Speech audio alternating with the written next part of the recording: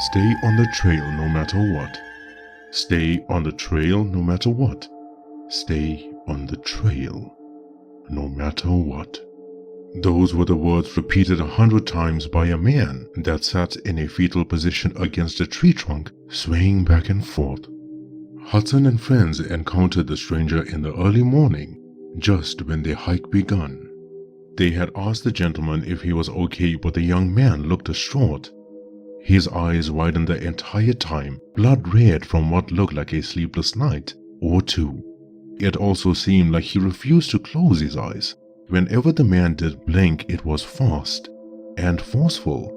Throughout the group's inquiry, those words were being said over them, drowning out their questions. Are you okay? Are you with someone? Did something happen? But no answer. Hudson, Melanie, Jude, and Skylar could not leave the stranger in this dire state. When calling for help while the signal was still available, there was a rescue team that picked him up, and yet, while being in the safety of a vehicle, never stopped saying those words. Mildly spooked by the encounter, the group with their backpacks set out on their hiking trail, a beautiful scenic route passing the nearby mountain, then heading to the woods for a night's rest and heading the same way back the next day. Simple. However, from the get-go, the place had an eerie vibe to it. The air felt different, and not because of the altitude. The atmosphere felt tense, almost in the sense that one could feel the history there. A dark, heavy, unfathomable feeling. But it was still early. The group enjoyed the hike so far, taking out photos, recording videos, being taken aback by everything nature had to offer them. The large, elegant mountain formations, so beautiful it made one feel really small. Then, when sundown approached, they couldn't help but feel like they were being watched. A combination of fatigue and a cool breeze in the air, Hudson knelt down on one knee, removed a water bottle from his bag, and just before drinking it, froze in his movement. In the distance on the mountain pass stood a tall, dark, shadowy silhouette of a man that wore a brimmed hat.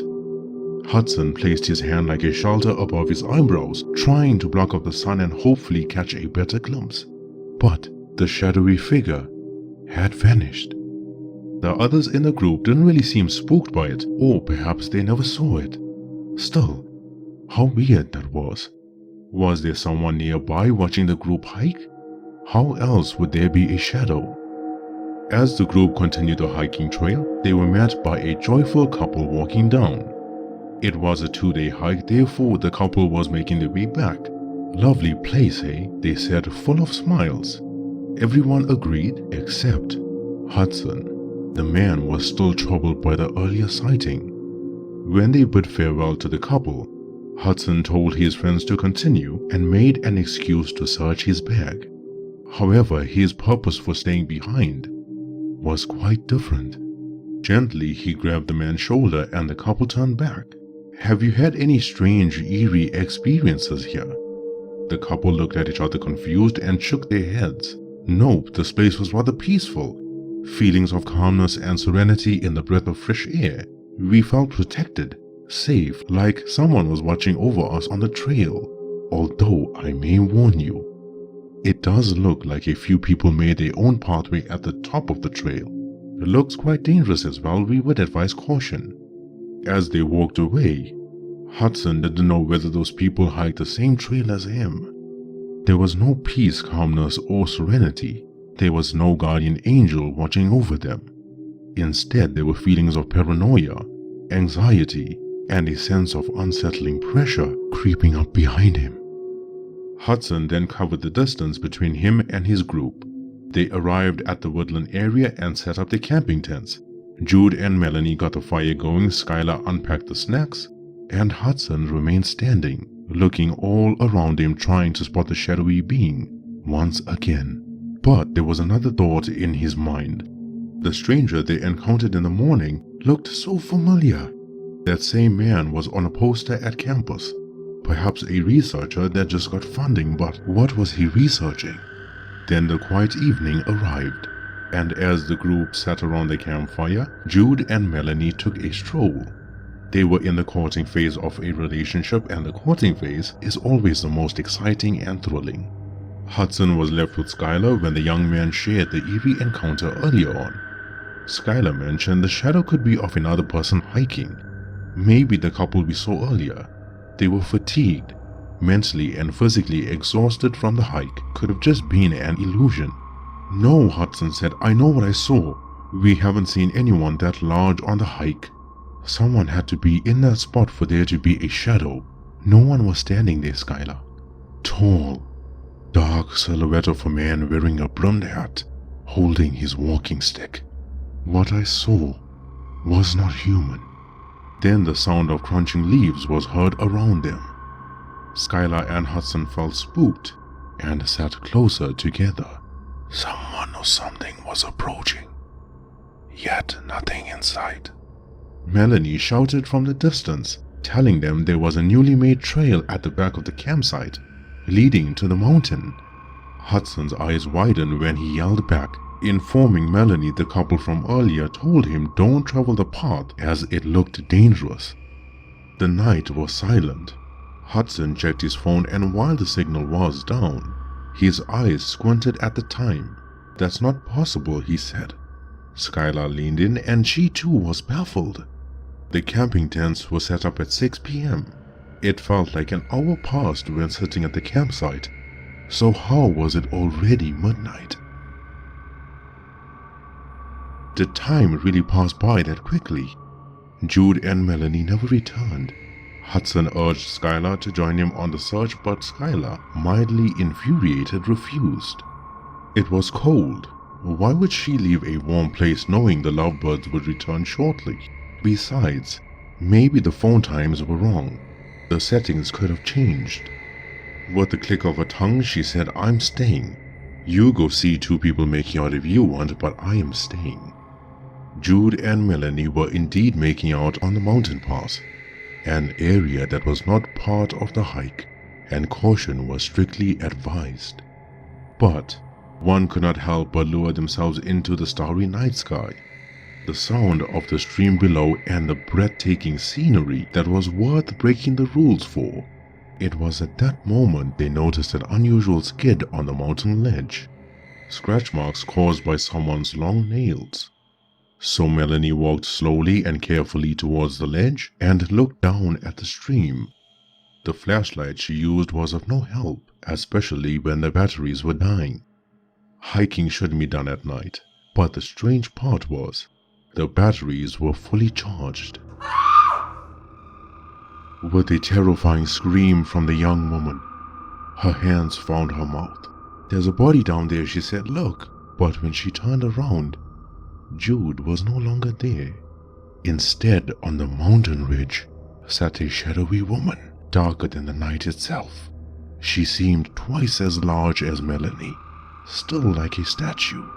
The dark silhouette, what seemed to be looking away from Melanie, slowly turned its head towards her.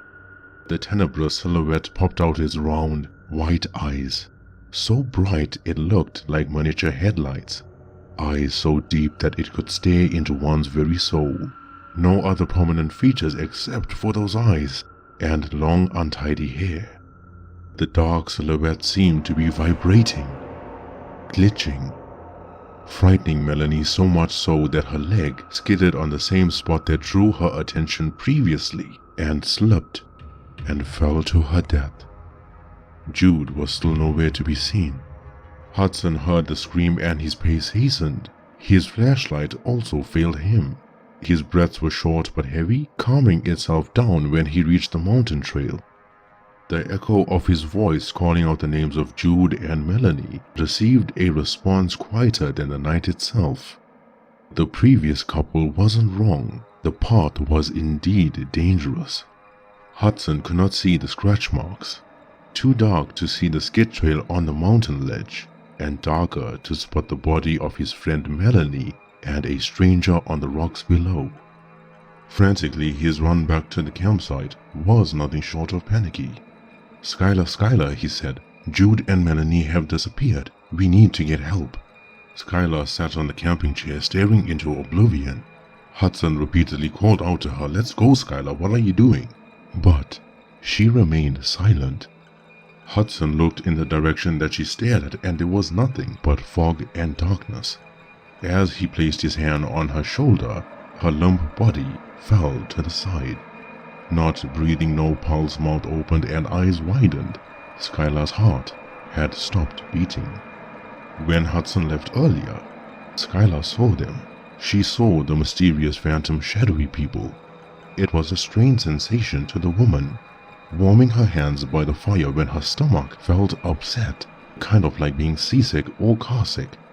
After a while, Skylar clenched her stomach and threw up to the side, but the nauseating feeling never disappeared. And there they were.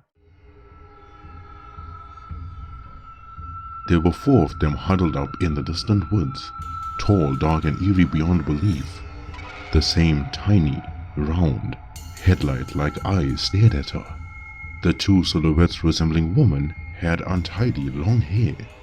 Pitch black silhouettes, too dark to see any other features besides their shabby clothing and hypnotizing eyes. One silhouette was so large, resembling a humanoid ape-like creature. The other one was the same man that Hudson saw earlier, wearing his broomed hat. Still like statues. No sound. Not even a blink to interrupt the intense gaze fixed on Skylar. 5 minutes. 5 minutes was how long the creepy encounter lasted. And yet, to Skylar, it felt like an eternity. The 4 of them then vanished, like smoke being blown by wind. Their shadows merged and melted into the trees nearby, a terrifying, traumatic experience. So much so that poor Skylar was literally scared to death. The sound of leaves crunching was heard again. Hudson's thoughts were muddled. 1 bar of signal, enough to call the nearby rescue team on standby, yet the man never did so. Hands shaking, heart racing, irregular breathing. How could one think straight? Sure, it seems easy from the observer's point of view, but being in Hudson's shoes at that moment was nothing short of terrifying. A stranger driven to insanity.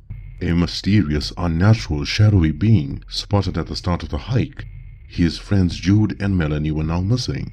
Skylar was dead, and now someone or something was approaching. The shadow man wearing his broomed hat emerged from behind a tree, glowing white eyes staring at Hudson. He was right. This was not a human. Humans never hovered above ground.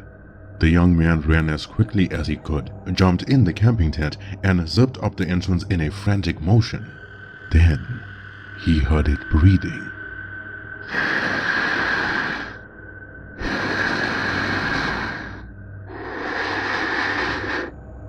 Dead silence. When Hudson felt it was safe to leave, he carefully unzipped the tent and walked out.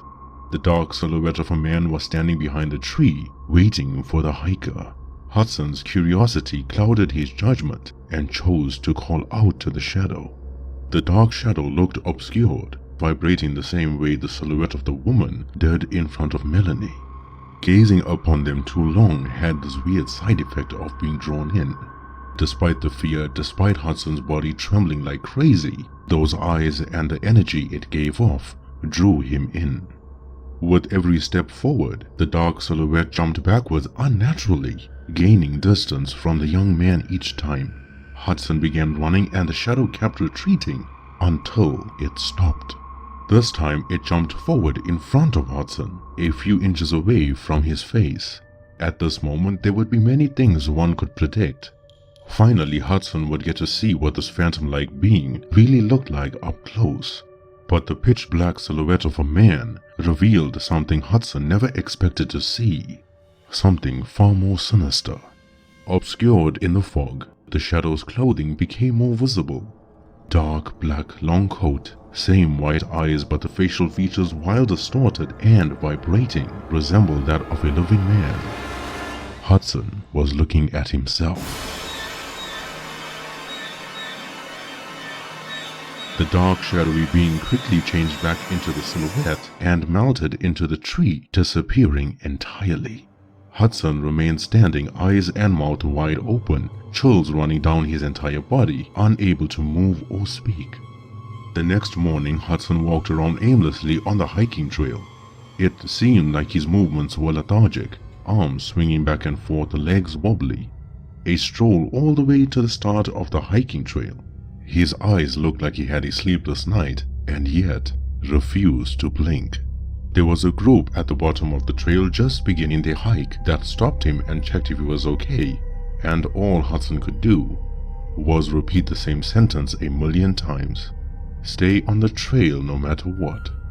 The stranger from earlier was indeed on a poster at campus. A hotshot paranormal researcher and his team set out on their hiking trail 4 days ago. The person that fell to their death, just like Melanie, was part of his crew.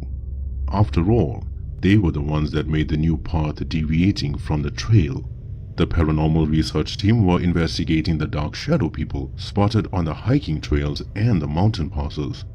Phantom-like silhouettes that looked like ordinary humans, known as the Dark Watchers.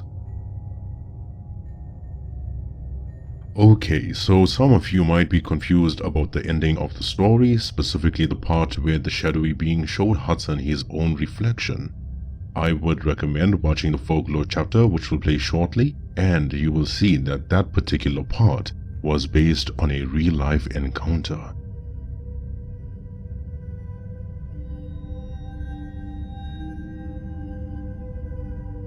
I first came to know about the Dark Watchers when researching Bigfoot. There were times where people mistook these eerie, dark humanoid silhouettes as Bigfoot sightings. That's how large they have been reported to be, and not just of recent, rather for centuries. Then an extra link led me to the Dark Watchers page, and reading up about them sure did send chills down my spine. When early Spanish settlers moved into the central coastal region of California, they told stories about creepy, darker-than-night shadow people roaming the Santa Lucia Mountains. They never knew who they were, where they lived, and what their intentions were, only that it was best to ignore them and avoid any trouble. While they were often seen in the mountains, the Spanish settlers have also documented their encounters when camping, seeing the spooky humanoid shadowy figures slowly creeping up, hiding behind the trees and spying on them. The Spanish settlers named them Los Vigilantes Oscuros, which literally translates to the Dark Watchers. Sometimes the Chumash people, who historically inhabited the central and south coastal regions of California, are given attributions regarding the phantom beings, yet nothing in their mythology raises claims to anything of the sort. The Spanish settlers then experienced more encounters with the Dark Watchers, describing them as giant beings. Dark shadow silhouettes of people either wearing brimmed hats or using walking sticks. Sometimes their shape would be uniform, while other times distorted like it was trying to conform to something. But one thing stayed in common. They were featureless beings. The Dark Watchers were then mentioned in 1937 by a poet named Robertson Jeffers in a collection of poems called Such Counsel You Gave to Me and Other Poems. Now, this was the part that I based the ending of my story on, because when I first read it, it really terrified me. The poem describes a person catching a glimpse of a shadowy being and attributing it to the Dark Watcher. But it then goes on to say that what appeared to be a silhouette of a human to the naked eye was certainly not human. The description of the Dark Watcher was given in much more detail than the previous accounts. Shabby clothes, discolored hair, obscure forehead, and a concave line from the eye to the jaw. And then in the quiet twilight, when closely approaching the specter, the shadowy being showed the person their own face, like looking into a mirror. The dark silhouette then melted and became absorbed by the normal shadows nearby. The next mention of the Dark Watchers was by an American writer named John Steinbeck in his short story collection in 1938 called The Long Valley. Thomas Steinbeck, John's son, grew up witnessing these phantoms. As he got older, accompanied by an artist, Benjamin Brode, I hope I am pronouncing his surname correctly, the duo dived deeper into the legend by interviewing locals that have seen the eerie shadow people. Then they would later release a book called In Search for the Dark Watchers. Many other reports that followed were short and to the point, with no exaggeration to their stories. Hikers would see the shadow creature standing in the distance, resembling a silhouette of an ordinary person. When they called out to the unknown, the spectre-like creature vanished. That's one more point that is quite common in the reports. Whenever someone approached the shadowy figures, they would always vanish. Now, when people try to provide reasoning for these strange encounters, they usually talk about three things. 1. When a person's hiking, they feel fatigued and isolated, which may create hallucinations, further causing feelings of anxiety, paranoia, and unsettling thoughts linked to paranormal incidents. 2. Would be pareidolia, which is the tendency of the brain to perceive a meaningful interpretation of randomness or the unknown. The third aspect is a phenomenon called a Brocken spectre or a mountain spectre. Long story short, it's basically the person seeing their own shadow magnified, which makes it look like it's a shadow of another person. Stories, questions, and debates will always arise regarding the unknown, and that's exactly what the Dark Watchers are, the unknown. With contradictory reports of some describing their encounters as spooky, eerie, frightening, and stomach-turning, causing people to feel nauseous and even throw up, while some have mentioned the opposite of having feelings of calmness and serenity. With every article that you may read about the Dark Watchers, they always end up with these common questions. Are they guardian spirits, watching over the mountain pass and making sure that people stay on the trail while they protect the land in a way? Or could they be a danger to people? Furthermore, there have been some reports that mention time skipping, as also mentioned in the story, and people have often thought that they may be extraterrestrial life. Anyway, if any of you have made it to the end of this video, hats off to you for listening through my boring voice. Though I have to ask, do you think the Dark Watchers really are spirits, phantoms roaming around? Do you think the explanations refuting the reported encounters cancel out the urban legend? Or do you think the Dark Watchers are entirely different creatures that appear as human silhouettes, since humans were what they saw the most and found it easier to conform to? Until the next one, do take care. Oh, and one more thing. Good night and sleep well.